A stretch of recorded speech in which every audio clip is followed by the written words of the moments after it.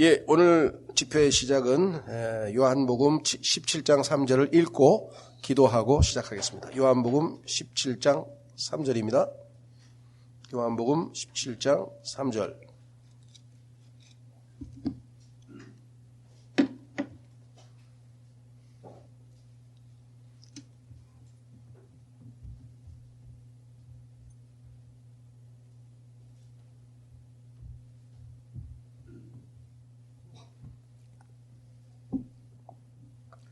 예, 찾으셨습니까?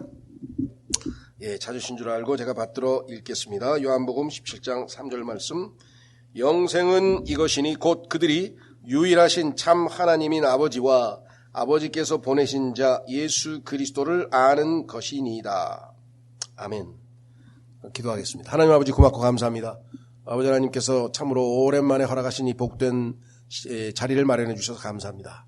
아버지 하나님, 여러 가지 이유로 인해서 함께하지 못한 모든 지체들의 안타까움을 주님께서 헤아려 주시고, 그래도 주께서 허락하신 이 실시간에서 동영상으로 또 함께 예배에 참여하시는 지체들, 그리고 나중에 또 홈페이지에서 또 이 말씀을 배우게 될 모든 지체들에게 동일한 복을 허락해 주시기를 주님 앞에 간절히 기도합니다.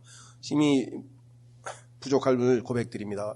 주께서 위로부터 순수한 지혜를 주셔서 이 말씀이 참으로 올바로 선포되고 우리가 바로게 깨닫고 이를 통해 주님을 더욱더 알아가고 사랑하는, 그리하여 하나님께 기쁨을 드리는 그와 같은 우리 모두가 되는데 참으로 좋은 계기가 마련되는 귀하고 아름다운 시간 되도록 역사하시기를 간절히 간구합니다. 심히 부족합니다. 도와주셔서 약속대로 선하게 능하게 하시고 지혜와 명철을 더하시고 주님의 영으로 충만하게 힘을 따라 말씀 사역이 온전히 성취되기를 간절히 바라옵고, 이 집회를 통해서 오직 주님만이 홀로 영광 받으시기를 간구하며 모든 말씀을 우리 주 예수 그리스도 이름으로 기도하옵나이다.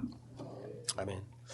오늘 본문에 보면은 이렇게 되어 있었죠. 영생은 이것이니 곧 그들이 유일하신 참 하나님인 아버지와 아버지께서 보내신 자 예수 그리스도를 아는 것이니이다. 일반적으로 많은 사람들이 생각할 때는 영생하면은 죽지 않고 영원히 사는 것, 이것부터 우선 떠오르죠. 예. 그게 틀렸다는 얘기는 아닙니다. 당연히 예수 그리스도의 생명, 하나님이 주신 영원한 생명이니까 영원하다고 하는 단어 자체에는 영존하다, 오랫동안 지속되고 중단되지 않는다라고 하는 의미가 당연히 들어가겠죠. 예. 그러나 그것과 아울러서 여기에 보시면 그 영원한 생명의 속성, 즉 영원한 생명이 우리에게 주어지면 그 영원한 생명은 무엇을 하기 위해서 주어진 것인가, 그 목적이 나와 있는데 아버지와 아드님을 알아가게 해주시기 위해서라고 써 있습니다. 그렇죠? 아버지와 아버지께서 보내신 자 예수 그리스도를 아는 것입니다. 그러니까 핵심은 생명의 관계를 아버지와 아들과 우리가 맺게 되는 것이 하나님 앞에 하나님께서 영원한 생명을 주신 목적인 것이죠.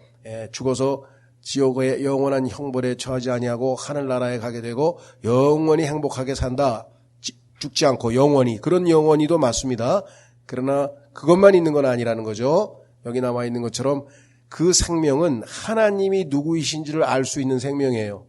그 생명이 우리 안에 없으면 하나님이 누구이신지를 몰라요. 예수님이 누구이신지를 못 알아봐요. 우리는 지금 다 알죠?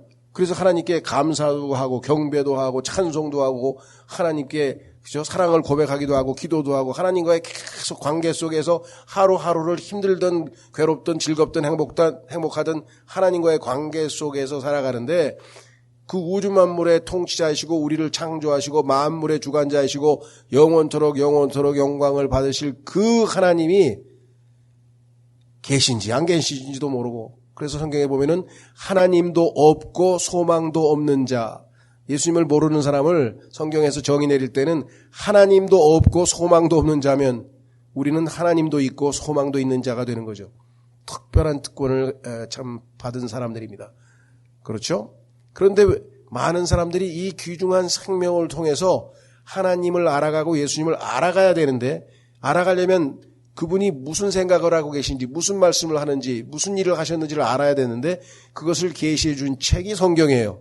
그러니까 성경은 성경에 나와 있는 정보를 많이 입수해서 머릿속에 집어넣고 나 성경 많이 한다, 나보다 성경 많이 아는 사람 나와봐, 이거 하려고 성경 배우는 건 아니고, 하나님은 이런 분이셨구나, 하나님은 우리 요즘에 욥기를 배우고 있는데 욥기에서 배우는 하나님은 참 우리가 이제껏 알던 하나님과는 많은 부분에서 다른 분이시잖아요. 아, 하나님이 이런 면도 있으셨구나. 그렇죠? 예. 등등등등. 그러니까 하나님이 어떠하신 분임을 알아가는 만큼 나의 신앙은 성장하는 거예요. 과거에 기억나던 분인데 지금 잊어버렸어요. 그러니까 구원받고 얼마 안 됐는데 서울대학교 그 생화학과, 생물화학과라 그러죠. 하여간 바이오 케미스트리라는데 생화학과 여자 교수분이 했던 말이 지금도 아직도 구원받은 지 1년도 안 됐는데 그 말이 딱 머리에 박혔어요. 그냥 그분이 이렇게 간증을 하더라고요. 여러분이 알고 있는 하나님의 크기가 여러분의 신앙의 크기입니다.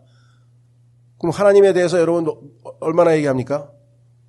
시간을 들 테니까 스톱워치로 잴 테니까 몇 시간 하나님에 대해서 아는 대로 다 얘기해봐. 얼마큼 얘기할 것 같아요? 하나님 창조주 아닙니까? 전능자 아닙니까? 전지전능하신 분 아닙니까? 무소부재하신 분 아닙니까? 온 우주를 통치하는 통치자시고, 그리고 또 뭐 더 있나요? 예수님 아버지고, 그 다음에 아버지와 아들과 성령과 삼위일체 하나님 중에 한 분이시고, 그 다음에 그게 또 있나? 그렇게 간단하면 왜 창세기부터 계시록까지 하나님께서 거기다 잔뜩 그렇게 두껍게 써놨어요? 무려 1200페이지나? 예수님 말씀하셨죠? 성경을 너희가 부지런히 찾아보는데 조심해라. 성경 그 자체에 빠지면 안 돼. 왜? 성경은 나에 대하여 증언하는 것이라. 성경을 통해서 예수님을 알아가라 그랬지. 성경에서 정보를 담아가지고 성경을 쫙 외고 탁 물어보면 성경 쫙 찾아서 쫙 답변하면 굉장히 성경 많이 아는 것 같죠? 예, 헛다리 짚은 거예요. 왜? 성경을 아는 게 목적이 아니야. 성경을 통해서 예수님은 어떠한 분이시고 하나님은 어떠하신 분인지를 알라고 성경을 줬는데 성경을 수단으로 삼으면 어떻게 됩니까? 안 되죠. 무슨 말이 이해가 되셨죠? 자, 그래서 오늘 공부하고자 하는 이 책은 어떤 의미에서는 여러분들에게 하나님과 우리와의 관계에 관한 내용을 담고 있는 책이에요. 과거에 제가 어떤 그 분에게 책을 하나 선물을 했더니 그 책을 읽고 나서 다음에 만났을 때 저한테 그 얘기를 하더라고요. 저에게 그 책이 저의 인생책이 됐어요. 그러더라고요. 인생책. 요즘은 그런 얘기를 많이 한다면서요. 무슨 노래면 이게 나의 인생의 노래다. 내 인생에 제일 중요한 제일 좋은 노래다 뭐 이런 뜻인가 봐요. 그런 표현들을 요즘에 젊은 분들이 많이 쓰시는 것 같으니까 인생책, 인생 노래, 인생 컷, 하여간 내 인생의 제일 최고 음식도 이건 내 인생의 최고 인생 음식 이러고 얘기를 하는 것 같은데 어쩌면 혹시라도 여러분에게도 이 책이 그런 책이 될 수도 있겠다. 그렇게 좀 생각이 되네요. 글쎄요, 이제 사람마다 책을 읽는데 익숙하신 분들은 조금 더 좀 수월하실 것이고, 난 책 읽는 게 별론데라고 하시는 분들은 사용되는 용어나 이런 것들이 봤을 때 좀 생소한 것들이 튀어나올 수도 있어요. 근데 기본적으로는 별로 어렵지는 않은데 깊이 있게 평소 생각을 안 해보던 내용인 경우에는 조금 무슨 소리인가 싶을 때도 있어요. 그래서 여러 번 반복해서 읽으시면 좋은데 하여간 오늘은 읽어보신 분도 계실 것이고 제가 알기로는 지금 중고등부에서 지금 열심히 지금 아이들 오늘 구령에 관해서 성경 공부 가르치고 계시는 유영조 형제님은 2번 읽으셨는데 굉장히 마음에 와닿다 그러면서 안타까워하시더라고요. 내가 여기서 오늘 강의를 직접 들어야 되는데 본인이 맡은 일이 있어서 안타깝다고 그러면서 그래서 제가 우리가 홈페이지에서 또 들으실 수 있으니까 그래서 제가 그랬어요. 오늘은 안 들어도 돼요. 왜냐 그냥 책 읽어가면서 천천히 같이 책을 한번 읽어보는 정도일 뿐일 겁니다. 그러니 그래도 한번 듣고 싶다는 거예요. 예. 자, 그래서 하여간 부담 갖지 마시고 책을 같이 읽어갑니다. 필요한 부분만 조금씩 보완 설명을 합니다.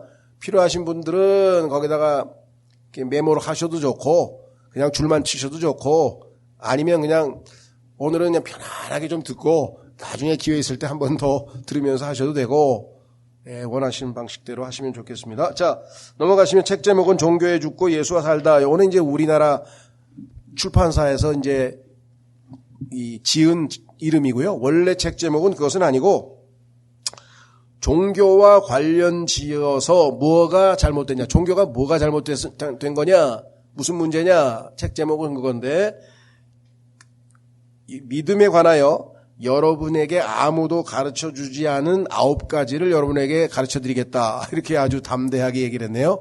그래서 9챕터로 되어 있습니다. 그래서 모르겠어요. 4번에 걸쳐서 우리가 하기 때문에 하여간 잘 분류해서 하나님이 지혜를 주셔서 하여간 4번째 우리 내일 모레 오전 시간까지, 그렇죠. 오늘, 그다음에 내일 아침, 내일 저녁, 내일 모레 아침 이렇게 해서 4번의 강의를 통해서 이 책 한 권을 우리가 다 소화를 해내려고 합니다. 자, 그러면 우선 넘어가셔서요. 아예 단도직입적으로 이제 책으로 들어가겠습니다. 11페이지.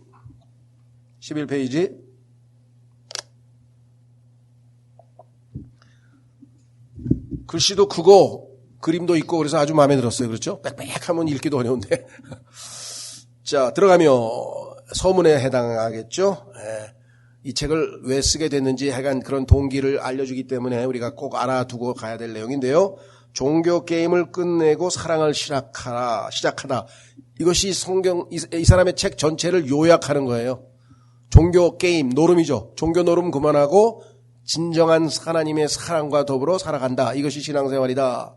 이렇게 얘기를 했어요. 그러면 교회 생활하고 소위 말하면 그 크리스찬으로서의 삶을 산다고 하는 상당수의 사람들이 이 저자가 본인 자신을 포함해서, 본인도 그렇게 체험했으니까 본인 자신을 포함해서 종교 게임에 준하는 정도의 신앙생활밖에 못하고 있다는 전제가 좀 깔려 있겠죠. 그렇죠? 그래서 우리가 이 말씀에 잘 자신을 비추어 보면서, 이 거울에 자신을 비추어 보면서 나는 어떤가 한번 점검해 보는 좋은 기회도 될 것 같습니다.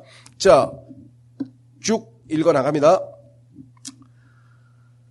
그 10페이지의 왼쪽에 보시면 그 까맣게 된 부분에다가 이분이 그 뭔가 하나 따로 빼놔서 써놨잖아요. 대부분의 사람들이 스포츠 게임을 하듯 종교 게임을 한다. 그 바람에 종교는 가장 많은 사람이 하는 게임이 되어버렸다. A.W. 토저라고 하는 미국의 유명한 아주 뭐라 그럴까요? 20세기의 예언자라고 불리우는 목사들로부터도 존경받는 대단한 훌륭한 목사로 알려지신 분이 이렇게 발언을 했네요. 자, 11페이지 본문으로 들어가겠습니다. 종교 얘기는 좀 부담스러우니 스포츠 얘기로 운을 떼보자. 대부분의 사람들은 재미로 스포츠를 하고 직접 뛰기보다는 주로 구경을 한다. 그렇죠? 요즘 부모들은 아이들에게 스포츠를 최소한 한 가지는 시킨다. 그리고 그렇게 하기 위해 기꺼이 주말까지 헌납한다. 하지만 자신의 아이가 커서 프로 운동선수가 되리라 기대하는 사람은 별로 없다. 물론 그렇다고 해도 별로 아쉽지는 않다. 보통 사람들에게 스포츠는 단순히 삶의 일부일 뿐 삶의 중심을 차지하지는 않기 때문이다. 인생에 있어서 제일 중요한 게 스포츠는 아니잖아요. 그렇죠? 그러니까 취미생활도 하고 건강을 위해서도 하고, 문제는 뭐냐, 종교도 스포츠처럼 되어버렸다. 이렇게 지금 알려주려고 합니다. 거기 이렇게 썼죠. 종교가 바로 이런 신세가 되었다. 어릴 적에는 직접 경기장에서 뛰었지만 커서는 그저 큰 시합을 구경하거나 홈팀을 응원하기 위해 관람객으로 경기장에 가듯 예배당에 간다. 예배당에 시합을 하러, 체험을 하러 가는 게 아니라 그냥 관객으로 구경하러 가가지고 뭐 재밌는 설교 하셨네 오늘. 오늘 보니까 새로운 사람도 좀 몇 명 왔네. 오늘 괜찮았어? 그러고 집에 가는, 소위 말하는 구경꾼으로 오는 사람들이 너무나 많더라 이 말이죠. 그래서 이렇게 썼습니다. 종교를 유치하게 보거나 잠깐의 기분 전환용으로 여긴다. 그러다 점점 나이를 먹으면서 종교를 아예 떠나버리기도 한다. 나중에는 교회도 안 가죠. 하지만 스포츠처럼 때로 종교는 무시할 수 없는 요소다. 설령 우리는 그렇지 않다 해도 종교를 매우 진지하게 여기는 팬들이 있기 때문이다. 그들은 자신의 종교팀을 목숨처럼 소중하게 여기고 다른 모든 팀을 적으로 간주한다. 우리나라 정치가 지금 종교처럼 돼버렸죠. 양진영으로 아주 나뉘어가지고 아주 서로를 아주 앙숙처럼 여기는 지금 상황이 된 것이 그 모습이죠. 그래서 역사적으로 볼 때 가장 처절하고 가장 잔인하고 가장 정말 비인간적인 전쟁은 항상 종교 전쟁이었어요. 항상 종교 전쟁. 동양도 마찬가지고 우리나라도 마찬가지고 전 세계 어디를 가도 전쟁 중에서 종교 전쟁만큼 아주 잔인하고 아주 필사적이고 서로 아주 용납하지 않는 그런 전쟁은 없어요. 유럽도 보면은 뭐 30년 전쟁을 포함해서 100년 전쟁을 포함해서 하여간 종교 전쟁이 얼마나 많은지 모릅니다. 특히 20세기 와서는 이제 그 이슬람의 종교 전쟁은 또 살벌하죠. 그냥 뭐 테러로 아주 뭐 얼룩지게 하는 사건들이 얼마나 많이 일어났는지 우리가 미루어 짐작할 수 있습니다. 자, 그래서 그들에게 종교는 단순한 게임을 넘어 전쟁이다. 전쟁. 한 지역이나 국가 전체가 하나의 종교를 갖고 있던 시절이 있었다. 요거를 이제 국가교회라 그래요. 예를 들면 물론 중세 같은 경우에는 1000년 동안 전부 다 유럽의 모든 국가들이 다 카톨릭 국가니까 그건 말할 것도 없고 카톨릭을 이겨내고 극복하고 개신교가 등장했을 때에도 전부 다 예를 들면 스코틀랜드 국가 전체가 장로교회, 네덜란드 국가 전체가 개혁교회, 그러니까 독일 국가 전체가 루터교회. 그러니까 독일에서 태어나면 자동적으로 루터교회의 교인이 되는 거예요. 호족에 우리나라 주민등록하듯이. 예. 그러니까 교회를 다니고 안 다니고 문제가 아니에요. 그냥 태어나는 즉시 그 루터교회의 교인이 되는 거예요. 그런 시절이 있었어요. 예. 아직도 이런 나라들이 있습니다. 국가교회가. 자, 그래서 여기 보시면 독일 같은 경우는 아직도 루터교회가 국가교회이기 때문에 태어나면 자동적으로 루터교인이 되는데 자기가 이제 의식적으로 20살이 됐을 때 가서 국가에 가서 나 루터교회 나 안 다닙니다. 나 무신론자니까 빼주세요. 그러면 빼줘요. 자기가 그렇게 신청할 수 있어. 요즘에는 이제 자유가 생겼으니까. 예전에는 그게 아니죠. 자, 모두가 같은 팀을 응원하며 똘똘 뭉쳤다. 하지만 사람들이 수시로 이동하고 섞이고 변화되는 요즘은 종교가 우리를 연합하기보다는 분열시키는 요인으로 작용할 때가 더 많다. 그래서 종교가 툭 하면 갈등과 문화 전쟁을 촉발하곤 한다. 지금 이슬람과 기독교 간에 어마어마한 다툼이 있었었죠. 자, 그다음에 이스라엘은 유대교고요. 그다음에 이슬람도 마찬가지고요. 이런 이유로 아까 종교 얘기가 부담스럽다고 했으며 또한 이런 이유로 적지 않은 사람들이 종교 게임에서 완전히 손을 떼기도 한다. 정말 종교라고 하면 지긋지긋하다. 어떻게 저렇게 쌈질만 하고 어떻게 저렇게 지가 옳다 그러고 일보도 양보를 안 하고 어떻게 저런 사람들이 있냐 그랬잖아요. 자, 여러분 잘 아시는 현대에서 가장 문명 국가의 하나인 영국은 얼마 전까지만 해도 피비린내 나는 테러 즉 IRA Irish Republic Army라 그래서 IRA라고 하는 이 영국은 메인 섬이 있죠. 예, 런던이 있는 거 있죠. 잉글랜드하고 스코틀랜드가 그다음에 뭡니까? 웨일즈가 있는 웨일즈, 잉글랜드, 스코틀랜드라고 하는 요 세 지방이 있는 하나의 그 섬이 큰 게 하나 있고 그 옆에 아일랜드라고 하는 섬이 하나 있어요. 그렇죠? 그 아일랜드라고 하는 섬이 북아일랜드는 영국령이고 남쪽에 있는 아일랜드는 에이레라고 하는 이름을 붙여가지고 여기는 이제 카톨릭 국가예요. 이제 카톨릭 국가이면서 영국은 개신교잖아요. 그래서 아주 피비린내 나는 아주 전쟁을 했습니다. 그래서 특히 이 IRA라고 하는 세계적인 테러 단체가 얼마나 많은 테러를 저질렀는지 아마 역사를 보시면 알 텐데요. 자, 그래서 그 다음에 피에로라고 하는 그 팔레스타인 해방 기구도 뭐 수없이 많은 테러를 저질렀죠. 그래서 갈등과 여기 나와 있네요. 종교가 툭하면 갈등과 문화 전쟁을 촉발하곤 하니까 사람들이 이제 종교 얘기하면은 치를 떠는 거예요. 아우 그냥 종교 얘기 그만하라고 이렇게 되죠.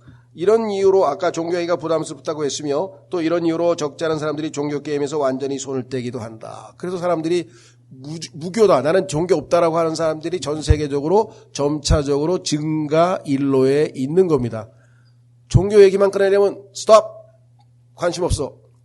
예전에는 뭐 전도지 주려고 하면은 마지못해 받던가 이렇게 하는데 요즘에 적극적으로 우선 전도지 관심 없다 이거야. 아주 막 노골적으로 막 경멸하는 당신 그런 거 믿는 사람이야? 아주 하대하듯 이렇게 내려다보듯이 하는 사람들이 얼마나 많은지 몰라요. 그렇죠? 자, 내 얘기를 좀 해보자면 나는 힌두교와 인본주의자라고 하는 인간이 최고의 신이다. 소위 말하면 세상 사람들이 무신론자들이 일반적으로 인문주의자라고 하죠. 인본주의자 또는 인문주의자. 복음주의 기독교 신자, 복음주의는 우리가 잘 아는 예수 그리스도의 십자가의 죽으심과 보혈로 우리가 구원받는다고 하는, 그래도 복음을 어느 정도 알고 있는 사람들을 우리가 복음주의 기독교라고 하는데, 우리나라에서는 또 복음주의 기독교 말고도 복음교회라 그래가지고 소위 말하는, 죄송합니다, 구원받을 많은 분들은 스스로를 복음교회라 그래요. 왜? 우리는 복음을 알고 개신교 많은 사람들은 복음을 모른다 그러는데, 개신교 내에서도 우리는 복음을 잘 알고 있다라고 하는 복음주의들이 있어요. 또 그 사람들은 복음을 알고 있는 분들이 또 있습니다. 세계적으로 유명한 복음주의 교회들이 많이 있어요. 자, 어쨌거나 그다음에 무신론자도 있고 기독교 신자는 교회는 다니는데 자기가 구원 이런 거에 대해서는 아무것도 모르는 사람, 그냥 종교를 그냥 하나의 그 취미생활처럼 여기는 사람.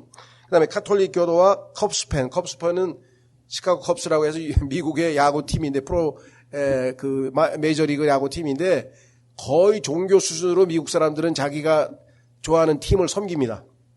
그렇죠? 아마 미국 그 메이저리그에 빠진 사람 보면 미국 대통령도 다 어느 팀에 다 팬이에요. 그렇지 않은 사람이 하나도 없어요. 자, 이 사람은, 이 책을 쓴 사람도 시카고 컵스 팬이다 이거, 자기가 그만큼 종교를 섬기듯 자기 팀을 섬기는 사람이다라는 얘기인데요. 자, 그렇다 프로야구 종교다. 다양한 부류가 뒤섞인 집안에서 자랐다. 그러니까 이 사람은 약간 종교적 경험이 너무너무 많아요. 종교 경기장에 너무 많은 팀들이 나와 쉴 새 없이 다툼을 벌이는 바람에 청년 시절 나는 게임에서 아예 손을 떼기로 마음먹었다. 하도 여러 가지 종교를 접해보니까 이제 아주 진절머리가 치는 거야. 아이고, 이제 나는 교회고 이슬람이 됐든 카톨릭이 됐든 아이가 나 교회 자리 절대 안 간다. 이런 체험을 가지고 있는 분이에요. 이 책을 쓴 사람은. 내가 보기에 종교는 어리석다 못해 지독히 해로웠다. 어쩌면 이 책을 펴든 당신도 종교의 진력이 났을 수 있겠다. 예수 그리스도가 없는 종교만을 가지고 있는 사람은 이런 결과를 얻게 될 것이다. 그렇게 종교의 지독한 회의를 느낄 무렵 예기치 못한 인물이 경기장 한복판으로 걸어 들어왔다. 예수님이라 이 말이죠. 그분은 게임을 하기 위해서 온 것이 아니었다. 사실 그분은 게임에는 눈길조차 주지 않았다. 그때 나는 예수님의 가르침을 배웠고 그분이 어떤 분인지 알게 되었다. 예수님이 누군지 알고 그분을 영접하고 그분을 통해서 그분을 따르고 그분을 배우고 그분을 사랑하고 그분과의 관계로 인해서 영원토록 그분과, 자, 그래서요, 벌써 졸리시진 않겠지만 그래도 한번 찾아보겠습니다. 성경 찾으면 졸음을 깨라는. 자, 고린도전서 1장으로 가보세요. 고린도전서 1장.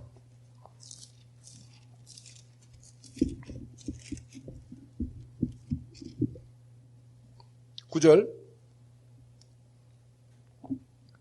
고린도전서 1장 9절. 너희를 부르사 자신의 아들 예수 그리스도 우리 주와 교제하게 하시는 하나님은 신실하시도다. 하나님께서 아들을 보내신 것이 우리를 지옥에서 건져내서 하늘나라 보내는 것이라고 생각하는 분들이 있는데 그건 아니에요. 결과적으로 그렇게 됐지. 그분이 우리를 구출한 건 다 맞는 말이야. 그러나 그것 때문에 오신 건 아니야. 하나님께서 아들에게 요즘 현대 표현을 하면 소개팅을 시켜주기 위해서, 아들에게 소개팅을 시켜주려고 아들을 이 땅에 보내신 거예요. 소개팅 후보로 아주 최고의 후보가 나타난 거지. 이해가 되세요? 아브라함은 어떻게 했어요? 자기 아들에게 엘리에셀을 시켜서 신부를 데려오라 이게. 소개팅 좀 시켜줘야겠다. 우리 아들 외로운데 우리 아들 좀 기쁘게 해줘야 되겠다. 하나님은요, 예수님을 기쁘게 해주기 위해서, 신부를 얻기 위해서 이 땅에 예수님을 보내셨어요. 왜? 예수님이 죽어서 예수 그리스도를 믿음으로 받아들인 사람이야말로 교제의 대상이야. 여기 나와 있죠. 예수님과 이제 교제할 수 있는 자격은 예수님을 믿고 그분의 피로 씻음 받아서 거룩하게 의롭게 되고 거룩하게 된 자들만이 대상이 되는 거예요. 그렇죠? 그러니까 초점이 지옥에 거쳐서 하늘나라 가는 거는 결과지 목적이 아니에요. 그거는 하나님께서 주시는 이쪽에 보너스예요. 진짜는 뭐예요? 내 아들이 얼마나 놀라운지 너희가 한번 사귀어봐. 아마 놀랄걸? 그러면서 하나님은 흐뭇해하는 거예요. 내 아들이 얼마나 놀라운 존재인지 너희가 알면 내 아들을 경배하고 내 아들을 사랑하고 내 아들에 대해서 너희는 정말 진짜 놀랄 거야. 그게 하나님이 소개해 주실 때 그렇게 했어요. 근데 됐어요. 난 그게 알고 싶은 게 아니에요. 예수님이 나 죄 때문에 죽었잖아. 그리고 십자가에서 죽으시고 나를 이제 부활해서 나를 살리셨잖아요. 그 이제 지옥에 안 가고 하늘나라 가면 됐지. 뭐가 더 중요한데요? 이러면 하나님께서 하도 기가 막혀가지고 그래? 그럼 뭐 이 땅에 네가 살아야 될 이유가 뭐가 있냐? 내 아들도 알고 싶지 않다는데 그래 그냥 올라와라. 그리고 셋째 하늘로 그냥 올라간 사람이 있어요. 예수님 성경을 통해서 예수님 하나도 제대로 알아보지도 못한 채 아나니아 삽비라도 그랬고요. 그냥 그런 사람들 여럿 있어요. 그냥 신앙생활 하자마자 초점을 잘못 맞춘 거야. 만약에 예수님의 오신 목적이 우리를 지옥에서 건져서 하늘나라 가면요. 여러분과 제가 이 땅에 앉아있을 이유가 뭐가 있어? 빨리 하늘나라 가는 게 최고지. 왜? 거기가 종착역인데. 그게 아니라 이 땅에서 이 죄악된 인간들의 세상 속에서 정말 비인간적이고 너무너무 정말 형편없는 이 타락한 이 세상에서 정말 존귀하고 고귀하고 아름답고 의롭고 정말 제대로 된 인간의 모습을 내 아들을 통해서 보아라. 그게 하나님 보내신 거예요, 예수님을. 그러니까 33년 반을 이 땅에서 살게 하신 거예요. 죽으러 오셨으면 빨리 죽으셔야지 뭐하러 33년 반이나 고생하고 그리고 사시고 가시겠어요.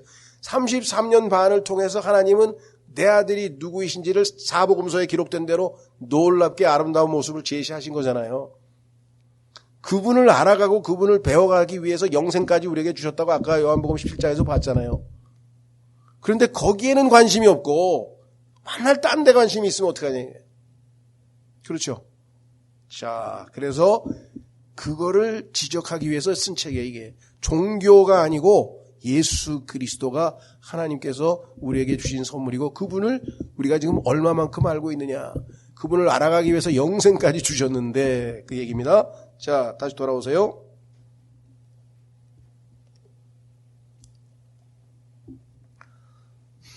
자, 우리는 지금 예기치 못한 인물에 대한 얘기를 하고 있습니다. 누구냐? 그분은 바로 누구예요? 그때 나는 예수님의 가르침을 배웠고 그분이 어떤 분인지 알게 되었다. 예수님이 누구신지 드디어 알게 되었는데 그래서 계속해서 알아가죠. 혹시 여러분들 우리 교회에서 나온 책 중에 예수 그리스도의 이름들이라고 하는 이름과 칭호들이라고 하는 소책자가 있죠. 거기 예수님의 이름과 칭호가 160개가 나와 있어요. 여러분 몇 개나 됩니까? 10분의 1이면 16개. 16개 되는 사람도 꽤 되는 거야 아마. 예수님의 이름과 칭호 중에서. 그렇죠? 예수님이 가지고 있는 명함에 160개의 칭호가 들어가 있는데 그거를 우리가 그것도 다는 아니에요. 중요한 것만 뽑은 건데 그러니까 성경 속에서 어딜 들춰도 다 예수 그리스도를 찾아내야 돼. 예수 그리스도를 발견해내는 게 진짜 성경을 읽는 거죠. 자, 여기 뭐라고 했느냐. 말할 수 없이 부담스러운 분이면서 동시에 말할 수 없이 매력적인 분이었다. 말할 수 없이 매력적인 분이었다가 고백만 했으면 진짜 멋있죠. 그렇죠? 솔로몬의 그 아가서에도 보면은 수람미 여인이 자신의 사랑하는 이, 나의 사랑하니는 all together lovely. 모든 것이 사랑스럽도다. 하여간 그의 언어도 그의 눈빛도 그의 행실도 그의 습관도 그의 모든 것이 다 사랑스럽다 하고 고백을 할 정도의 인물인데 왜 말할 수 없이 부담스러울까요? 우리 안에 있는 내 육체 안에 있는 죄가 이런 분을 만나면 거부감이 생겨가지고 부담스러워. 저런 분하고 내가 어떻게 가까이 지내지? 저런 분하고 뭔 대화를 하겠어? 난 그런 부담이 생기겠죠. 그렇죠? 그러나 이 부담들을 덜어가면서 깊이 알아갈수록 그분은요, 우리가 예수님의 발꿈치에도 못 다다를 만한 아주 형편없는 그리고 아무것도 아닌 정말 정말 아무것도 아닌 존재라는 것을 다 아셔요. 그러니까 부담스러워할 필요 없다고. 그분이 내 모습을, 나의 진짜 내 모습을 알면 얼마나 실망하실까. 실망 안 하세요. 그럼 구원도 안 했어요. 실망하면 왜 구원해요?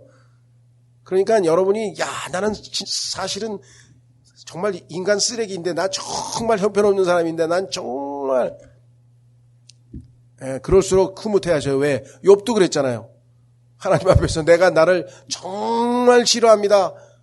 나라는 인간, 하나님의 그 아름다우심과 결코 어울릴 수 없는 그 고귀하심과 결코 어울릴 수 없는 이 천박함, 이 가벼움 하면서 그냥 막 자기를 갖다가, 그러나 그러한 우리를 구원하셔서 우리를 하나님의 아들이신 예수님처럼 만드시겠다는 하나님의 뜻에 우리는 동참한 거예요. 왜? 예수님을 믿음으로써 시작이 된 거예요. 그 하나님이 그 믿음을 보고 우리를 기뻐하시는 거예요. 믿음을 보고. 이해가 되세요? 그래서 하나님께서는 이제 뭐예요? 우리가 그분을 믿음으로 그분과 더불어 살아가면서 뭐예요? 점점 그분을 닮아가도록. 그 유명한 무슨 바위라 그랬나? 나 잊어버렸네. 큰 바위의 얼굴인가요? 그거 자꾸 쳐다보다 자기가 바로 그 인물이 됐다는 유명한 영국 소설이 미국 소설이 있잖아요. 자, 어쨌거나 중요한 거는 뭐냐? 그분의 이름을 도용한 문화적, 제도적 팀들과는 전혀 달랐다. 예수라는 이름을 하도 사람들이 갖다 붙여놔가지고 그동안에 아주 그냥 이렇게 환멸을 느꼈는데 예수님 자체를 만나보니 와, 완전히 다른 분이구나. 완전히 다른, 이 다르다고 하는 것에 거룩이라는 의미가 있어요. 거룩.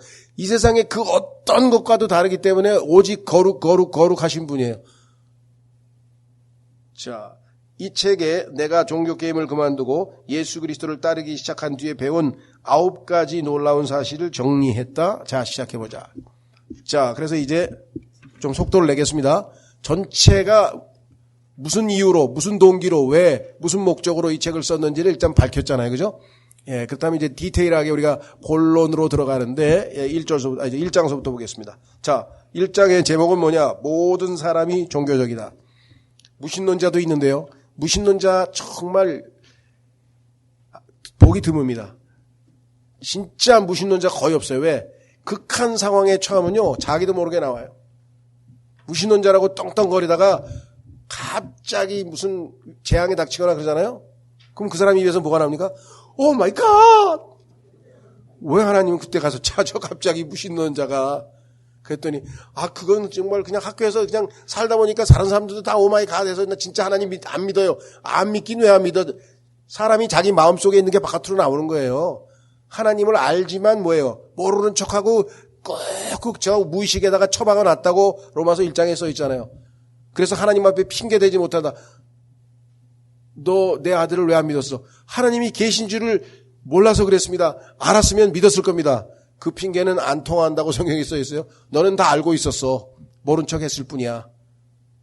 너가 오 마이 갓 한 소리만 내가 10번 들었어. 네 인생에. 그 하나님께서 그럼 뭐라 그러겠어요? 끝까지 모른다고 우길 거예요? 그래도 하나님이 이기실 거라고 로마서 3장 4절에 써 있어요. 나는 하나님을 알았더라면 반드시 믿었을 겁니다만은 몰랐기 때문에 안 믿었음이라고 주장하면 그 거짓말은 하나님 앞에 탄로 나서 하나님께서 그 재판에서 이기시리라고 로마서 3장 4절에 써 있어요. 그러니까 마지막 소위 말하는 최후의 심판, 큰 흰 왕자 심판, 백보자 심판에 가가지고 하나님께 항변해봐야 아무 소용도 없어요. 하나님이 재판에서 이긴다고 예언이 되어 있어. 하나님이 다 우리의 죄악됨을 능히 다 밝혀내실 수 있는 분이겠죠. 그렇죠? 자, 이제 시작합니다. 아무 종교나 믿어라. 다 거기서 거기다. 요게 세상 사람들이 하는 소리예요. 야, 뭐 다 똑같아. 다 똑같아. 야, 한라산 백록담에 올라갈 때 뭐 1코스, 2코스, 3코스, 4코스, 5코스 한 20, 30코스 있어. 그럼 뭘 꼭 기독교만 믿고 예수만 믿어야 되냐? 그냥 다양하게 가다 보면 다 거기에 다다르는 거야. 아무 종교나 하나, 필요하면 하나 그냥 가져. 그냥 종교는 안 했어. 그냥. 사람들은 그렇게 얘기를 한다 이 말이죠. 그래서 여기 써 있잖아요. 밑에 맨 왼쪽에 있는 게 유대교의 그 다윗의 별이죠. 그 그림 보세요. 책에 보면 그림 있잖아요. 왼쪽에. 그다음에 십자가는 기독교. 요거는 이슬람교. 요거는 도교. 태극 마크 써있죠. 예? 그 다음에 이건 또 뭐야? 이건 모르겠네. 하여간, 별의별 게 다 있어요. 그러면 어떤 길로 올라가든 다 나중에 다 착하게 살고 열심히 헌금하고 그러면 다 하늘나라 가는 거야. 요렇게 얘기를 해놨어. 거짓말이죠. 마귀가. 자, 그래서 나옵니다. 19살 때 인도 붐바이에서 신당으로 꾸며놓은 나무 한 그루를 보았다. 그곳에서 인도에서 흔히 볼 수 있는 동물 머리를 하고 팔다리가 여러 개인 힌두교 신상들이 있었는데 그 자리에 이슬람교 경전인 코란의 한 구절 10계명을 들고 있는 모세상 예수상도 한데 모여있는 기이한 광경을 보고 나는 적잖이 놀랐다. 온갖 잡신이 거기 다 들어가 있어요. 그 나무는 이렇게 말하는 듯 하였다. 무엇을 믿든 상관없어. 모든 종교가 똑같거든. 이렇게 얘기하는 사람이에요. 내가 아는 그 선교사 중에 김영자라고 하는 분이 계셨는데 돌아가셨어요. 인도에서 선교하시다가 교통사고로 돌아가셨는데 그분이 돌아가시기 전에 쓴 간증을 하나 읽었어. 그랬더니 뭐라고 써 있느냐. 처음에는 인도에 가서 너무 기뻤대요. 왜? 선교하러 갔는데 전도만 하면 다 믿는데 그래가지고 야 이게 웬 떡이냐. 이게 전부 예수님을 믿어가지고 너무 좋아가지고 근데 어느 날 신방을 갔대. 신앙생활 잘하고 계세요. 그랬더니 네 그러더래. 웬걸 갔더니 그냥 온갖 우상이 그냥 수십 개가 집에 있더라는 거야. 그래서 신앙생활 잘하신다면 예수 믿으신다면서요. 그러니까 믿죠. 여기 있잖아. 예수님 여기 계시잖아. 49번째. 요거 내가 믿은 49번째 CD야. 그 다음에 20개 더 믿어서 지금 69번째 믿고 있어. 졸도할 뻔했대. 인도도 일본도 이 잡신 신은 많이 믿을수록 좋아. 그렇기 때문에 그래가지고 그때부터 너무 고민해더래. 야, 인도 사람은 이게 전도가 될까? 진짜 믿었는지 알 수가 없잖아요. 얼마나 힘들었겠어요. 그래서 그런지 자기가 교통사고로 일찍 갔어요. 그래서 안타까웠어요. 이분이 참 마음고생이 심했겠다. 기분은 좋은 말이고 인기 있는 말이다. 제발 그렇게 들린다. 우리는 종교들을 산에 오르는 길로 생각하길 좋아한다. 문화마다 영적 진리를 표현하는 방법이 다르지만 궁극적으로 그 차이는 전혀 중요하지 않다 여긴다. 간디도 그런 식으로 말했다. 뭐라고 했느냐. 여러 종교는 한 지점에서 만나는 여러 길과도 같다. 어차피 모두 같은 목적지에 이를 텐데 다른 길로 간들 무슨 상관인가. 마하트마 간디. 그래서 이 사람은요 힌두교인데요. 예수님도 믿었어요. 예수님 믿으세요? 물론 믿지. 그래서 간디를 크리스찬으로 알고 있는 사람들이 있어. 우리나라 학생들이나 많은 사람들은 왜? 간디가 예수님 믿는다 그랬거든? 근데 뭐예요? 예수님 말고 한 100개 정도 더 믿어요. 신이 100개도 더 있어. 간디가 믿는 신이. 조심하세요. 그렇기 때문에요. 성경 들고 다닌다고 해도 교회 다닌다고 해도 예수님 이름을 들먹거리거나 아니면 하나님 얘기해봐도요. 다 확인해야 돼요. 어떤 하나님을 믿는데 which 바이블 어떤 성경을 믿는데 which Christ 어떤 그리스도야. 예수 그리스도야 저 그리스도야. 똑바로 얘기해봐. 어떤 그리스도를 믿는 거야. 확인 안 되면 나중에 가면 낭패를 당하는 거예요. 예수님 믿었잖아요. 여기 59번째, 49번째 여기 있잖아요. 여기 예수님 동상도 하나 만들어놨어. 자, 그래서 다시 돌아옵니다. 그러나 간디는 틀렸다. 물론 내 주장이다. 모든 영적 길이 똑같은 목적지로 주어진다는 주장은 각 종교의 독특한 가르침과 문화, 역사를 무시한 결론이다. 또한 모든 종교 이면에 있는 인간 보편의 딜레마를 놓치고 있다. 그런 의미에서 뒤집힌 산이 종교를 더 정확히 묘사하는 그림이라고 할 수 있겠다. 그렇다. 모든 종교는 같은 곳에서 출발한다. 인간이 나약함과 두려움과 무기력함 때문에 뭔가 의지하기 위해서 종교를 갖죠. 그러니까 출발지는 다 같아요. 근데 도착지는 그 신이 어떤 신이냐에 따라서 달라져. 그래서 이분은 그림을 거꾸로 그렸어. 아까하고 정반대로 그렸죠. 오른쪽 그림 뭐예요? 똑같은 곳에서 출발해서 영 다른 도착지로 도착을 해. 예수님 뭐예요? I am the way. 내가 곧 길이다. 이 중에서 길이 딱 하나밖에 없어요. 예수 그리스도. 십자가의 길. 그것만 진짜 하늘나라에 가는 길이고 나머지는 다 이상한데 잘못된 길로 호도하는 거죠. 자, 넘어가셔서요. 모든 종교는 삶을 대하는 인간 반응의 집합이다. 이제 윌리엄 제임스라고 하는 분이 말했다는 거고요. 자, 종교는 혼돈에 빠지고 결핍에 허덕이며 불의에 시달리는 세상에 이 세상에 얼마나 많은 혼돈이 있습니까? 얼마나 많은 결핍, 부족한 게 얼마나 많아요. 가난하고 지금 굶어 죽는 사람부터 해가지고 치료 못 받는 사람도 시작해가지고 가족을 잃어버린 사람부터 시작해가지고 결핍, 그 다음에 불의. 불의한 세상이잖아요, 지금. 그렇죠? 얼마나 많은 이 폭력과 불의가 난무하고 있습니까? 사기가 난무하고 있고. 이런 세상에서 살 때 사람들이 뭐예요? 각 문화들이 내놓은 반응. 미국 문화, 영국 문화, 그 다음에 유럽 문화, 예를 들면 동양 문화, 인도 문화, 이런 데서 각각 내놓은 반응, 이런 것들을 어떻게 하면 극복할 수 있을까 하고 내놓은 게 바로 각 나라의 종교라 이 말이죠. 우리나라는 뭐예요? 유교는. 사람들을 인간 교육을 시켜가지고 도덕성을 함양시켜가지고 도덕도 없고 다 예의 바르고 다 정직하고 이런 사람들을 만들자. 그래가지고 삼강오륜을 어렸을 때부터 달달 외계하고 막 달달달달 외계하고 유대인도 마찬가지죠. 그 모세오경 달달달달 외워가지고 10살도 되기 전에 다 외워요. 근데 거기에 보면은 계명이 얼마나 많아요. 그러니까 그런 것 때문에 뭐예요?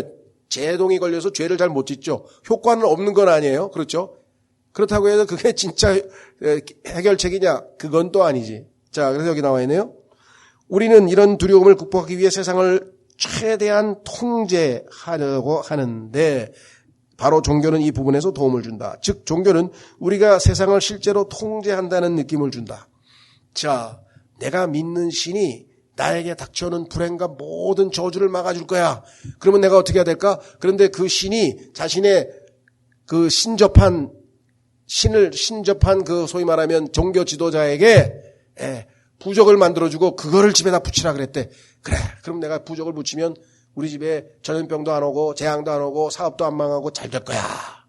그러니까 통제하기 위해서, 어려운 상황을 통제해서 자기가 뭔가를 해결하기 위해서 종교를 수단으로 이용해 먹는 것이 일반적인 현상이다 이 말이죠. 자, 그래서 모든 종교는 두려움이라는 하나의 출발점에서 시작한다. 하나님께서 아담아 네가 어디 있냐 그랬을 때 뭐라 그랬어요? 아담이? 하나님이 두려워서 숨었습니다. 하나님이 하지 말라는 죄를 지어서 무서워서 숨었어요. 그 무서움, 이 두려움이 모든 인간의 저 밑바닥에 숨어있는 인간의 본질이에요. 그러니까 인간은 이 두려움을 해결하기 위해서 이 세상을 살아가는 거예요. 탁한 방식으로. 그 두려움이 뭐예요? 하나님 앞에 죄인이라고 하는 두려움인데, 그러면 하나님께서 용서하기 전에는 그 죄가 해결이 될까요? 안 되죠. 그러니까 다른 종교들은 아예 하나님을 배제한 채 다른 방식으로 접근하는 것이 잘못된 거죠. 자, 그래서 종교는 두려움에서 시작됩니다. 그래서 제사도 지내고, 그 다음에 신당수에다가 심청이도 갖다 바치고, 그냥 별의별 짓을 다 해요. 어떻게든지 우리를 통제하려고 하는 신의 진노를 가라앉히기 위해서. 여러분들 페루에 잉카라고 하는 문명이 있었죠. 지금 페루의 예전에 그 지역이 소위 말하면 잉카 문명이라고 해서 잉카가 있었는데, 태양의 신이라는 뜻이 태양의 아들. 이름이 잉카란 단어가 태양의 아들인데 그 신을 섬기는데, 이 사람들도 마찬가지예요. 사람을 제물로 바치는 거예요. 왜? 신의 노여움을 풀어서 우리에게 저주가 내리면 안 되니까. 흉작이 돼서 우리 다 굶어 죽으면 안 되니까 풍년을 위해서는 할 수 없이 바쳐야 된다. 아이를 바쳐야 된다. 이렇게 되는 거죠. 자, 그래서 하지만 점점 간격이 벌어져 결국은 서로 완전히 다른 곳에 이른다. 어떤 길은 평화롭고 어떤 길은 폭력적이다. 어떤 종교는 화합을 추구하고 어떤 종교는 불화를 조장한다. 어떤 이들은 신을 믿고 어떤 이들은 이성의 희망을 건다. 이게 이 세상에 지금 현재 우리가 목격하고 있는 현상이다. 자, 두 번째, 그 다음 테마로 넘어가면은 광야 같은 세상을 사는 인생들이다. 광야. 모든 종교의 공통된 기원, 그리고 비종교인을 포함해 모든 사람이 실상은 다 종교적이라는 사실을 더 잘 이해하기 위해 딱 한 종교의 탄생 스토리를 살펴보자. 구약 성경은 하나님이 세상을 질서 정연하고 아름답고 풍요로운 곳으로 창조하셨다고 말한다. 처음 세상은 지상낙원인 동산이었다. 하지만 태평천하는 오래가지 않았다. 아담과 하와 이야기를 알 것이다. 하지만 과연 제대로 알고 있을까? 여러분이 본질을 꿰뚫고 있을까? 던지는 거예요, 질문. 대중문화가 그리는 아담과 하와의 이야기는 주체 못할 욕망을 품었던 벌거벗은 못된 남녀에 관한 이야기다. 욕망을 주체하지 못하고 하나님 먹지 말라는 것을 따먹어서 심판받고 저주받은 인간의 비참한 모습이죠. 하지만 실상은 그렇지 않다. 핵심은 뭐냐? 이 이야기는 하나님처럼 되기를 원했던 사람들에 관한 이야기다. 마귀가 뭐라 그랬습니까? 여기서는 이제 하나님이라고 했는데 신들, 다시 말하면 인간이 인간의 본연의 위치에서 넘어서서 신들처럼 될 수 있다는 마귀의 꼬임에 넘어갔죠. 그렇죠? 예. 그 신들 중에는 하나님도 하나 포함되는 거죠. 하나님도 신이니까. 대문자 신이죠. 예. 그러니까 이 사람은 이제 하나님이라고 표현했는데, 즉 인간은 하나님의 창조물이에요. 그럼 하나님의 통제하에서 하나님의 보호하에 있을 때가 제일 행복해. 그런데 뭐예요? 하나님 필요 없어. 내가 하나님 할 거야. 라고 나서서 인간이 하나님 역할을 하겠다고 하는 그 죄를 저지른 인간의 모습을 보여주는 게 창세기 3장이다 이 말이에요. 그렇죠? 예. 그런 것을 서양 철학자 중에서 가장 극명하게 보여준 사람이 누구냐? 그게 니체라고 하는 사람이, 니체. 들어보셨죠? 예. 하여간 모르겠는데, 독일 사람, 니체라고 하는 사람이 하나 있었는데, 마지막에 이상하게 돌아가지고, 어디 스위스 산장에 가가지고, 죽었다더라, 이런 것도 있고, 미쳤다더라는 얘기도 있고, 근데 엄청 똑똑한 사람이에요? 하여간 철학책에서 니체 안 나오는 데가 별로 없어요. 제일 유명한 게 뭔지 압니까? 니체의 발언 중에서? 예, 신은 죽었다. 신은 죽었다라고 하는 유명한 발언을 해가지고 사람들에게 대단하다 그랬는데 누군가가 그랬다 그러죠. 니체의 무덤에다가 니체는 죽었다 이렇게 써놨다 그러는데 하나님은 살아계신다. 신은 안 죽고 니체는 죽었다고 누가 썼다 그러는데 어쨌거나 하여간 이 사람이 사용한 핵심이 뭐냐. 인간은 인간의 한계에 머물러서는 절대로 행복할 수가 없어. 인간이 인간에 머무는 한 절대로 행복할 수가 없어. 그럼 뭐야? 인간을 넘어서야 돼. 넘어선다고 하는 게 뭐냐면 초야, 초. 초월하다는 거 아시죠? 초월하다, 넘어선다. 그래서 초인이라 그래요. 초인. 니체의 철학을 상징적으로 표현하는 단어 하나가 초인이에요. 인간을 넘어서는 거야. 그럼 뭐예요? 그게 신이잖아요. 인간을 넘어서니까 신 아니에요. 그렇죠? 그래서 이 초인이라는 단어가 있는데 이 초라고 하는 단어가 영어로 슈퍼예요. 슈퍼. 마켓. 우리나라 구멍가게를 마켓이라고 했잖아요. 구멍가게를 넘어서는 큰 마켓을 만들자 그래서 슈퍼마켓을 만든 거예요. 그러니까 그냥 대단히 철학적인 거예요. 슈퍼마켓은. 볼 때마다 대단한 분들이다. 인간의 한계를 넘어서서 슈퍼를 차리다니. 슈퍼맨이야. 여러분들 슈퍼맨이 하는 거 아시죠?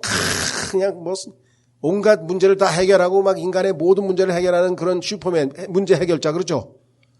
그것도 철학에서 나온 거예요. 인간의 한계를 넘어서는 존재가 뭐야? 세상 사람들이 볼 때는 슈퍼맨 같은 사람이야. 날개 달고 쫙 날아와가지고 막 사람 다 구해주고 이런 것이잖아요. 자, 이 인간의 욕망, 인간이 인간으로서 위치를 지킬 때에 하나님의 창조물로서 하나님의 사랑의 대상으로서 하나님을 기쁘시게 하는 존재로 있을 때에는 참 행복이 보장되지만 하나님을 몰아내고 역도죠. 역도. 하나님을 몰아내고 역성혁명 다시 말하면 역적 모의를 해가지고 하나님을 몰아내고 자기가 하나님이라고 하는 것. 아까 휴머니즘이라 그랬죠. 인본주의. 인간이 최고다. 학문, 지식, 철학. 그래가지고 그냥 백과전소파 모든 인간이 약간 지금 컴퓨터 시장에 정말 신이죠. 뭐든지 다 나와. 뭐든지 답변이 다 있어. 챗 GPT도 있고 뭐도 있고 다 있죠. 인간이 왜 AI를 만들었을까요? AI가 인간이고 나는 뭐예요? AI를 넘어서는 AI 인간을 만드는 인간. 초인이잖아요. 초월적 인간. 자, 그래서 여기 뭐라고 얘기를 했는가 보세요. 바로 그것이 그들이 금단의 열매, 선악과죠. 먹었던 이유다. 하나님은 인류와 함께 이 땅을 다스릴 계획이셨다. 그래서 인간을 대리자로, 하나님의 대리자로. 그래서 예수님은 우리 그리스도인들을 예수 그리스도의 대사라고 그랬잖아요. 대사. 대사라고 하는 것은 국가를 대신해서, 국가를 대표해서, 국민을 대표해서 다른 나라에 가서 대사를 하는 거잖아요. 그러니까 하나님은 자신의 대리자로 인간을 이 땅에 보내서 하나님과 함께 다스리려고 했더니 하지만 인간들은 하나님 대신 세상을 다스리기 위해서 하나님과 함께가 아니라 하나님을 빼고 하나님 대신 자기가 자리를 차지하려고 해요. 하나님의 대리자 역할만 해야 되는데 하나님을 아예 없애버렸어. 그리고 자기가 대신 하나님이 돼버린 거예요. 필요한 지식에 눈독을 들였다. 그 지식이 선과 악의 지식의 나무였죠. 선과 악이라고 하는 지식이었어요. 그것은 하나님을 몰아내고 대신 왕좌에 앉으려는 반역이었다. 결말은 최악이었다. 인류와 하나님의 관계가 틀어졌고 하나님께서 얼마나 기분이 나쁘셨겠어요. 그렇죠? 하나님께서 사랑의 대상으로 만들었던 인간이 하나님을 배반하고 하나님을 대적한 마귀에게 손을 내밀고 하나님의 자녀가 되지 못하고, 하나님의 자녀가 되려면 하나님의 생명을 받아야 됩니다.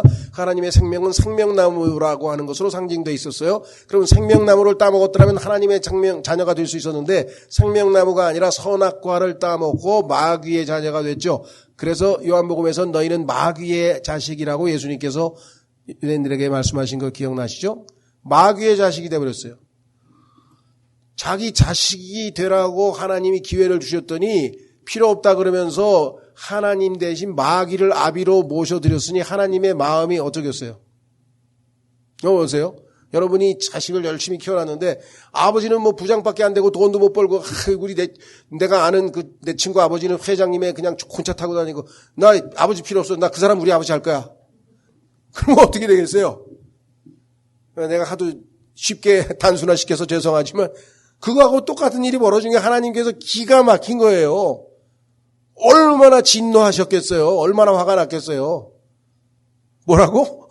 내가 만들었는데 내가 창조해서 나를 위해서 내가 나의 기쁨을 위해서 창조했다고 계시록 4장 11절에 말씀하셨잖아요.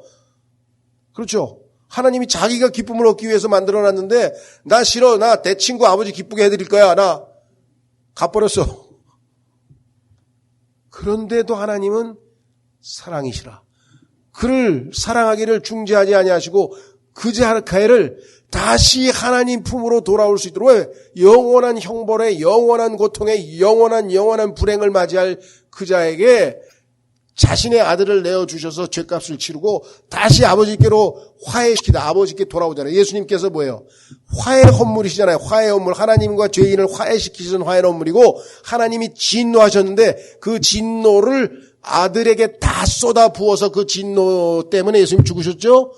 그래서 이것을 화목제물이라고 그래요. 화목제물은 뭐냐? 진노가 다 이제 없어졌어. 하나님이 진노를 다 퍼부었기 때문에 예수님에게 모든 진노를 쏟았기 때문에 하나님은 우리에게 쏟을 진노가 없으세요. 하나님이 여러분에게 우리 예수님을 믿은 자녀들에게는 쏟을 진노가 없다고 지금 성경대로 하면 이해가 되세요? 하나님이 나에게 진노하시면 어떡하지?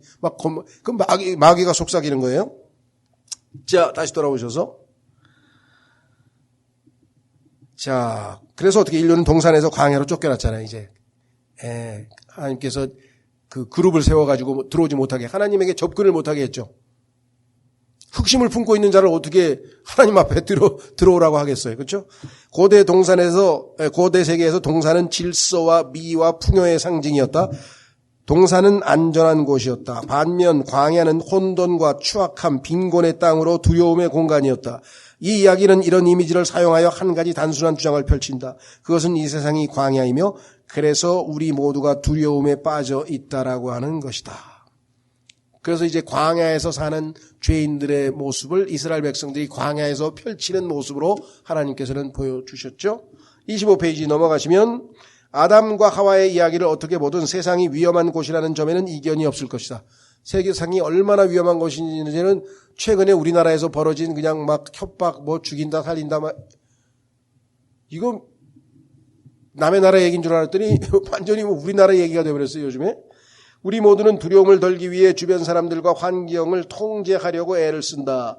문제는 우리가 통제하려고 할수록 세상은 더 위험해진다는 것이다. 간단한 예를 들어보자. 우물이 하나뿐인 사막에서 사는 두 부족을 상상해보라. 타는 목마름이 두려운 두 부족은 서로 그 우물을 통제하려고 한다. 우물이 있어야 되니까. 그런데 한 부족이 우물을 독차지하는 것은 곧 다른 부족의 죽음을 의미한다. 서로 우물을 더 철저하게 통제하려 들수록 두려움이 줄어들기는커녕 오히려 배가 된다. 그 우물을 두고 전쟁을 벌이는 거니까. 이제 두 부족은 타수증뿐 아니라 전쟁까지 두려워해야 한다. 우크라이나하고 러시아가 똑같은 얘기예요, 지금. 인간에게 왜 전쟁이 일어나는지 원인을 설명해 주고 있는 것이에요. 서로 통제하려고 하는 거예요. 우크라이나는 러시아를 통제하려고, 러시아는 우크라이나를 통제하려고 하니까 전쟁이 터지는 거죠. 넘어가셔서 26페이지. 바로 이런 배경에서 종교가 무대에 등장한다. 종교는 즉 종교는 우리에게 통제불능의 세상을 마치 통제하고 있는 듯한 느낌을 준다. 종교는 의식, 종교의식이죠. 찬송 부르고 무슨 이렇게 종치고 이런 종교의식, 그 다음에 기도, 도덕, 율법이죠, 율법. 도덕 사역을 통해 이 세상의 혼돈을 정돈하려고 한다. 그래서 모든 통치자는요, 종교를 하나 만들어내야 돼요. 그래가지고 그 종교로 인해서 사회가 안정되도록 하는 게 통치의 최고의 수단이라는 것을 누구든지 다 알아요. 그렇죠?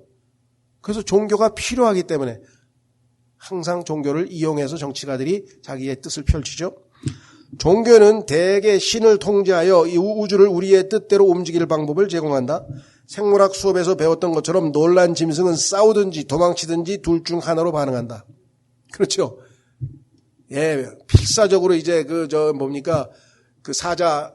수사자들이 이제 암사자들을 차지하려고 필사적으로 싸우잖아요. 그러다가 조금 자기가 질 것 같으면 안 돕니다. 그냥 잽싸게 도망쳐요. 왜? 벌써 진다는 걸 알고. 여기 나와 있네요. 싸우든지 도망치든지 둘 중 하나로 반다. 이 세상도 똑같아.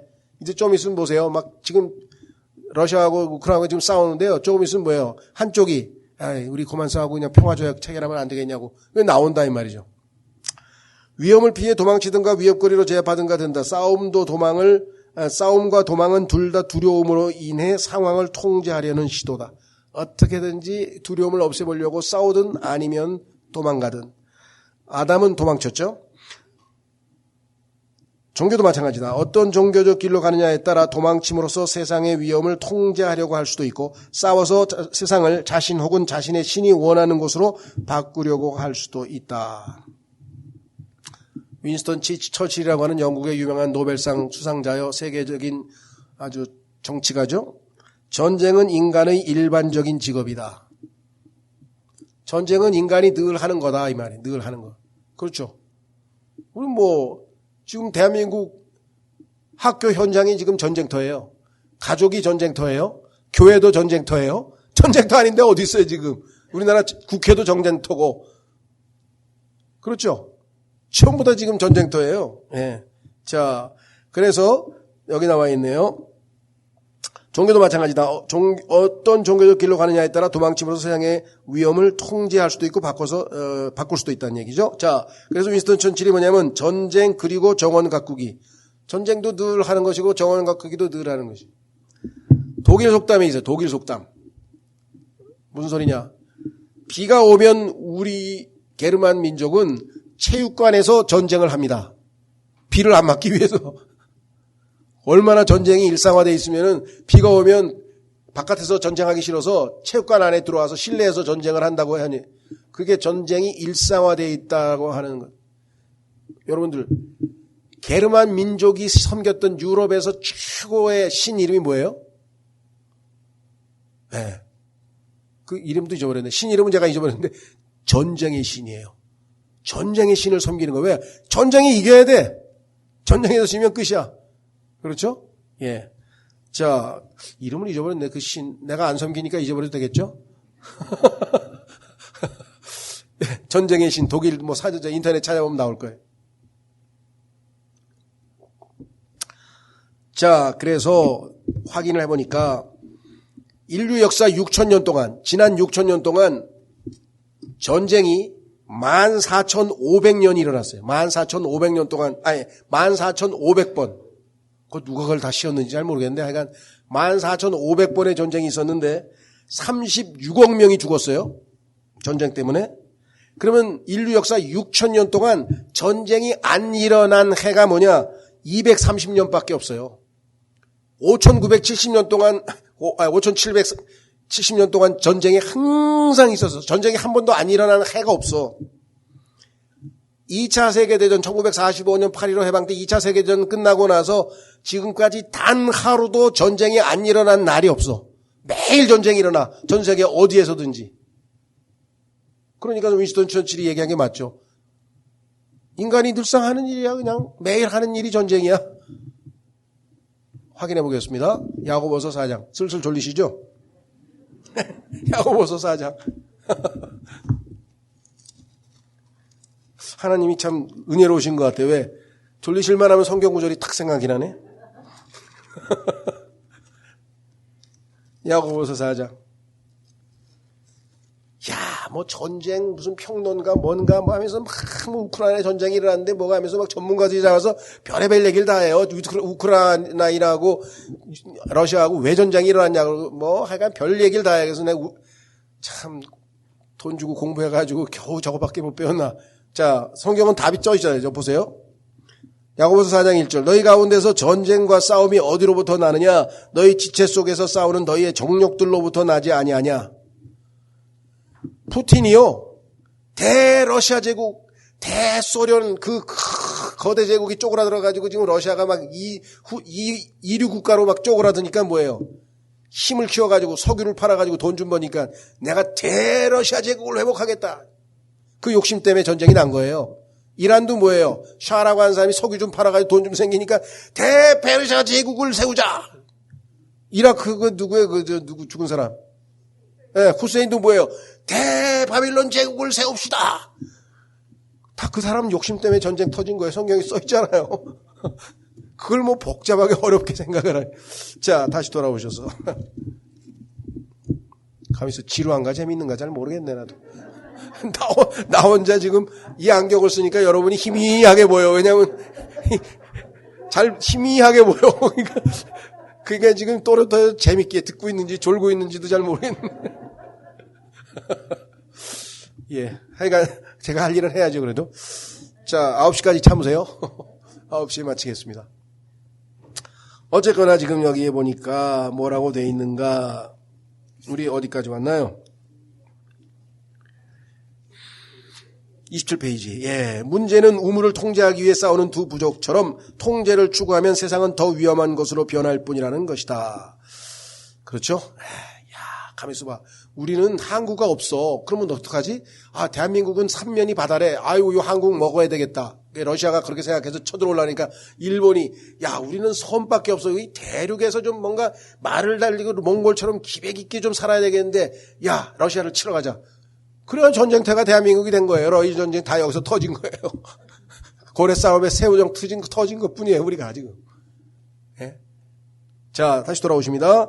그래서 어떻게 해요? 위험과 두려움, 통제의 끝없는 굴레, 이 세 가지. 이 세상은요, 위험, 두려움, 이걸 어떻게 없애려고 통제를 해야 되겠다. 그래가지고 법도 만들고, 뭐 잡아가두고, 뭐 그냥 별짓을 다 해도 안 없어져, 이게. 어떻게 되겠습니까? 자, 그래서 하나의 종교적인 길이 막다른 골목에 이르면 우리는 또 다른 길로 가고, 거기서 막히면 또 다른 길을 시도한다. 끝없는 반복이다. 그러니까 무슨 철학의 이름도 왜 이렇게 복잡해요? 무슨 주의가 하나 붙으면은 그럴싸하지만 그거 아무것도 아니에요. 조금 있다 보면 그거 없어지고 딴 거 나와, 딴 거 나오고. 철학 사전에 보면 그냥 20, 30년도 못 간 별의별 주의가 다 있어. 자, 그래서 어떻게 됩니까? 끝없는 반복이다. 지금 6,000년 동안 반복했어요. 악순환이죠. 뱅뱅뱅뱅 도는 거야. 위험, 두려움, 통제, 실패, 종교, 뭐 다시 돌아가서 위험. 지금도 아직도 위험한 세계야. 지금 평화의 태평성대가 아니에요. 지금요. 성경은요, 이 땅은요, 예수님이 오실 때까지 전쟁과 전쟁의 소문이 늘어만 간다고 성경에 써 있고, 우리 찬송가도 있잖아요. 복음 찬송. 전쟁과 전쟁의 소문은 늘어만 간다. The Prince of Peace. 평강의 통치자이신 예수님이 이 땅에 오셔서 모든 사람들에게 하나님의 평강을 나누어 주고, 모든 사람이 하나님의 평안함을 유지할 때만이 이 땅에 태평성대가 이루어지지, 겉으로 그냥 폭력으로 그냥 뭐 죄를 지으면 잡아가지고 막 감시하고 그 다음에 다시 스파이 보내가지고 그냥 감시하고 뭐 지금 중국에서 하는 것처럼 뭐 CCTV를 뭐 몇 억 대를 만들어가지고 그냥 걸어가는 모습만 보면 다 알아. 누군지. 주민등록증 다 나오고 그냥. 신원이 완전히 지금 다 그렇게까지 지금 완전 100% 통제하고 있는 게 지금 중국이거든요.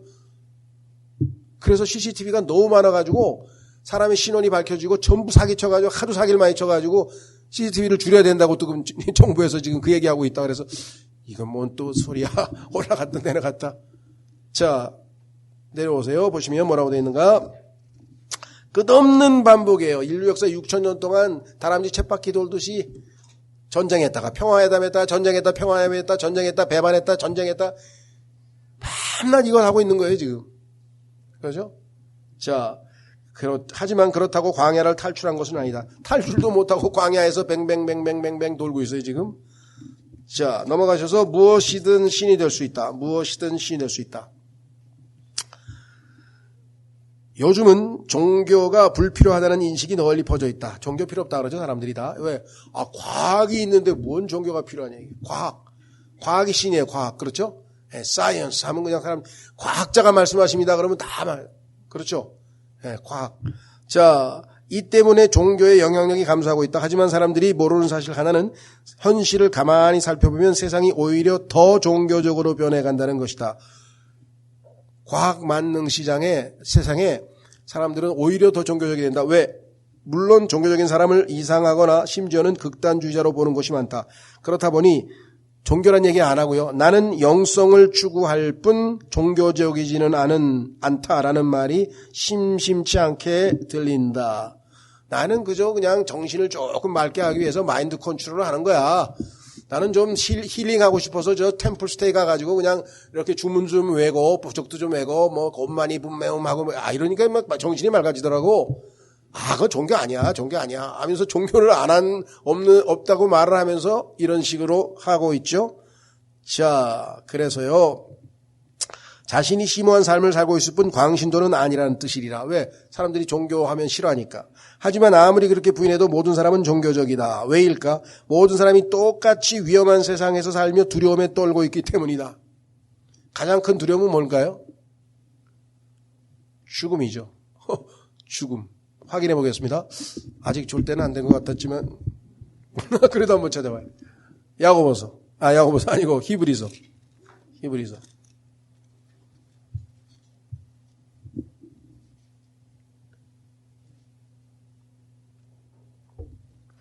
히브리서 2장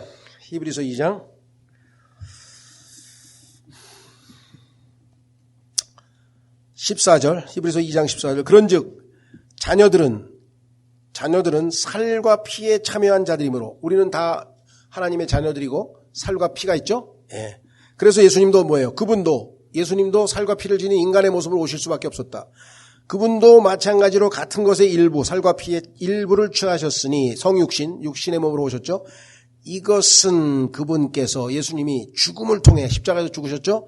죽음의 권능을 가진 자, 곧 마귀를 멸하시고 마귀가 죽음의 권능을 가지고 있어요. 그 파워를 가지고 있는데 예를 들면 마귀에게 지금 핵폭탄이 하나 있어. 그 핵폭탄으로 누굴 죽였어요? 십자가에서 예수님에게 터뜨려서 예수님을 죽였어. 그러면 이제 마귀는 죽음의 권능이 있어 없어요? 핵폭탄 던져버려서 핵폭탄이 없죠. 벌도 마찬가지죠. 벌이 누구 침을 뽑아서 쐈어요. 그러면 벌이 이제 침이 없잖아요. 그런 꼴이 된 거예요, 마귀가. 지금 현재 예수님 때문에. 여기 나와 있죠. 마귀를 멸하시고 또 죽음을 두려워하여 평생토록 속박에 얽매인 자들을 건져내려 가심이라. 인간은요, 죽음 앞에서는 꼼짝달싹을 못해요. 그렇죠? 자, 그래서 이 죽음의 문제도 역시 인간의 궁극적인 두려움 중에 하나가 바로 죽음이죠. 다시 돌아옵니다. 교재로. 그래서 이렇게 써 있습니다. 모든 사람이 나름의 통제 시스템으로 그 두려움을 극복하려고 애를 쓴다. 전통적인 종교의 길로 산을 오르지 않는 사람들도 종교가 해결하는 것과 똑같은 문제와 씨름하며 산다. 신앙은 궁극적 관심을 쏟고 있는 상태다. 내가 제일 내 마음의 1순위에 두고 있는 그것이 바로 우리의 종교고 신앙이라 이 말이죠. 그죠? 어떤 사람에게는 돈이 신앙이야, 돈. 어떤 사람에게는 권력이 신앙이야. 어떤 사람에게는 쾌락이 신앙이야. 어떤 사람에게는 예술이 신앙이야, 예술. 그렇죠? 우리는 뭐예요? 하나님이 우리의 마음의 제1순위야. 우리는 올바른 신앙을 가지고 있는 거야. 나머지는 다 잘못된 신앙을 가지고 있는 거야. 자, 그래서 철학자이자 신학자였던 폴 틸리는 인간이 된다는 것은 종교적이 된다는 의미라고 말했다. 그만큼 인간은 종교적이다. 모든 사람에게 궁극적인 관심사가 있기 때문이다. 사람들은 모두 다 자기가 가장 중요시 여기는 게 하나가 딱 있어요. 난 이거 없으면 못 산다. 어떤 사람은 우정이 없으면 못 산대, 우정이. 어떤 사람은 사랑, 어떤 사람 있어요. 다 하나 있죠?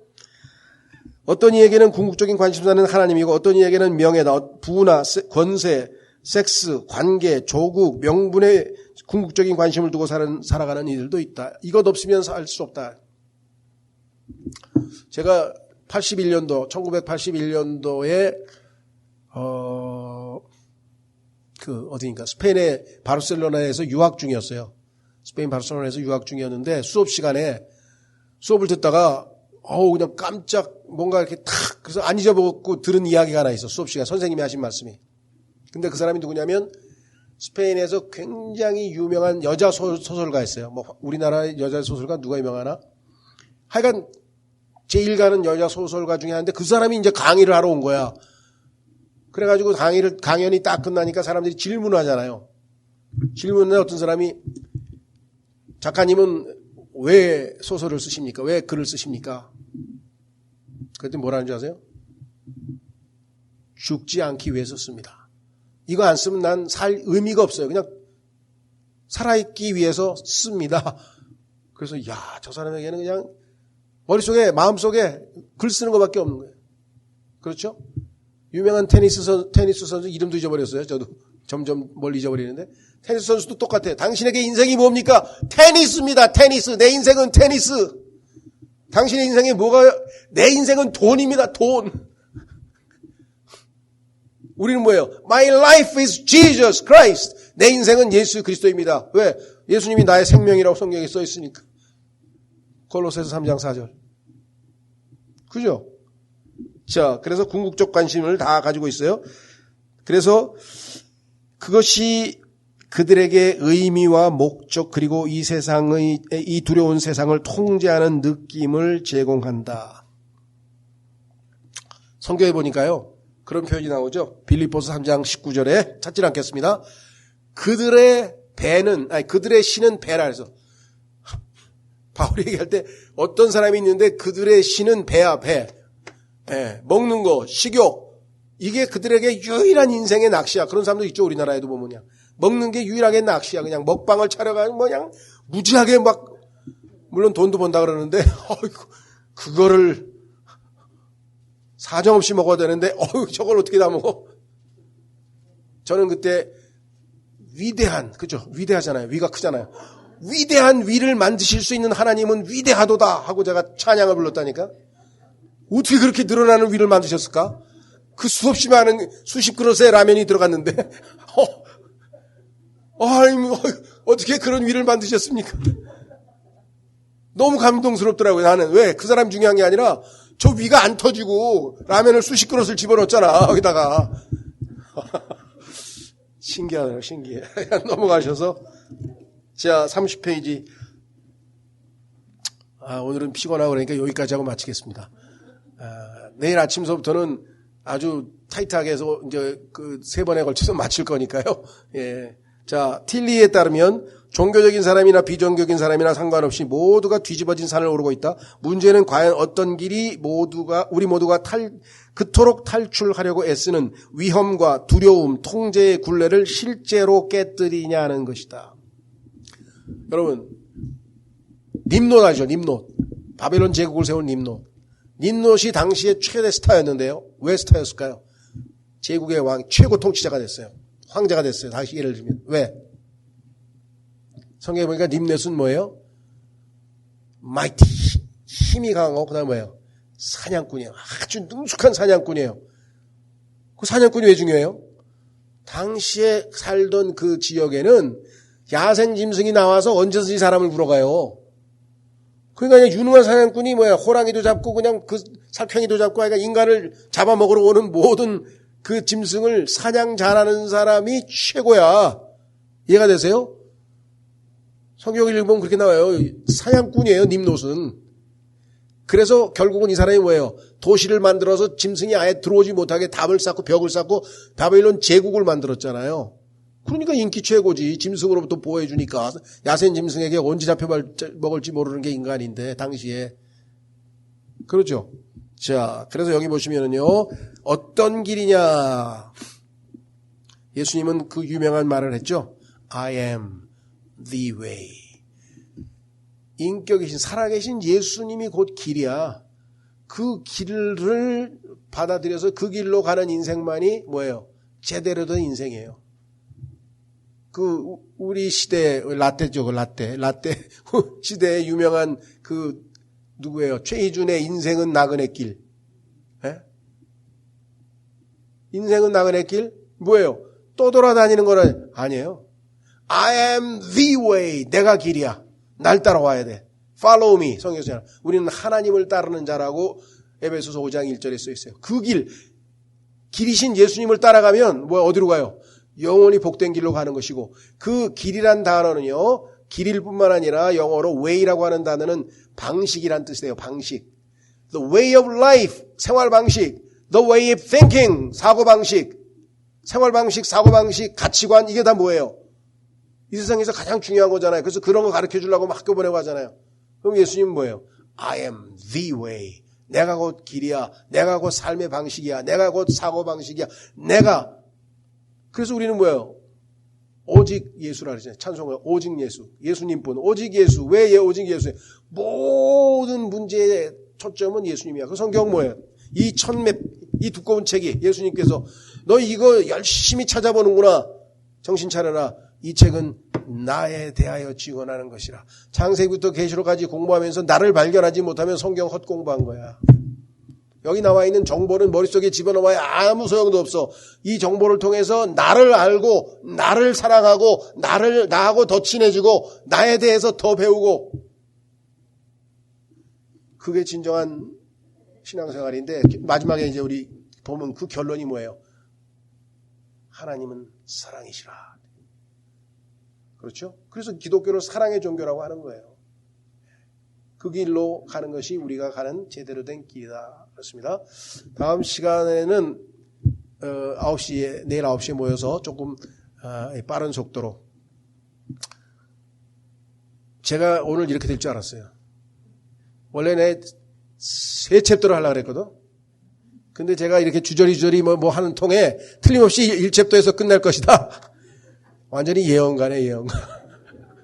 내가 저를 너무 잘 알아죠. 내일부터는 하여간 주저리 얘기를 이제 벌써 많이 했으니까 뭐라 그러나 이제 뭐도 없어요. 이제 나 가지고 있는 것 남는 것도 없어요. 그러니까 이제 읽어가면서 이제 쭉쭉. 그럼 오늘 기본적이고 중요한 얘기는 다 했습니다. 그렇죠? 이거였구나. 그렇죠? 예, 요한복음 17장 3절 꼭 기억하십시오. 영생을 주신 목적은 하나님과 그의 아들 예수 그리스도를 알아가도록 하려 함이라. 예, 시간 기도하고 마치겠습니다. 하나님 아버지 고맙고 감사합니다. 오늘 주께서 참으로 이 복된 날을 주셔서 우리가 이 귀하고 아름다운 곳에서 정말 귀한 말씀을 공부했습니다. 주님, 우리에게 영원한 생명을 주신 것은 단순히 영원토록 죽지 않고 영원토록 사는 것뿐만 아니라 주님의 그 고귀하신 생명이 어떤 분인지 주님을 알아가고 하나님이 어떠하신 분임을 알아가게 하도록 하기 위해서 영원한 생명을 주셨는데, 저희가 이 생명을 가지고도 참으로 엉뚱한 데 시간을 쓰고 엉뚱한 데 관심을 쏟고 참으로 우리가 하나님 앞에 많이 부족한 삶을 사는 것을 고백드립니다. 이번에 아주 좋은 계기가 되어서 정말 우리가 바르게 주님을 따르는 그러한 좋은 계기로 삼아주시기를 간절히 기도합니다. 이제 조금 쉬었다가 주께서 허락하신 친교 모임을 통해서 서로를 알아가고 서로를 참으로 섬기는 귀하고 복된 시간이 되게 하시고, 주님 또 내일 주께서 허락하시는 복된 말씀의 잔치가 이어지도록 도우시기를 간절히 간구합니다. 우리에게 이렇게 영적인 길을 눈을 뜨게 해주셔서 주님의 진리를 깨닫게 해주신 아버지께 진심으로 감사드리고 모든 말씀을 우리 주 예수 그리스도 이름으로 기도하옵나이다.